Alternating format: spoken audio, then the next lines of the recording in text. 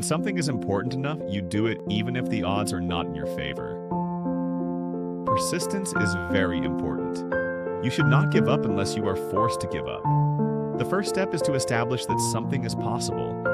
Then probability will occur. If something is important enough, even if the odds are against you, you should still do it. It's okay to have your eggs in one basket as long as you control what happens to that basket. On hard work and perseverance.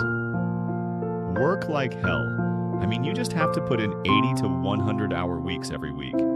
If you're trying to create a company, it's like baking a cake. You have to have all the ingredients in the right proportion. Don't confuse schooling with education. I didn't go to Harvard, but the people that work for me did. I think it is possible for ordinary people to choose to be extraordinary. If something is important enough, you should try, even if the probable outcome is failure. On risk-taking and fearlessness, failure is an option here. If things are not failing, you are not innovating enough. I could either watch it happen or be a part of it.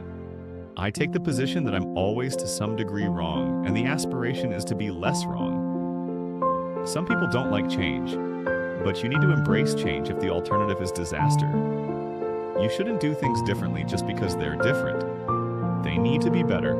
On creativity and thinking big, I think it is possible for ordinary people to choose to be extraordinary. The first principles method of thinking is a good way to figure out how to improve things.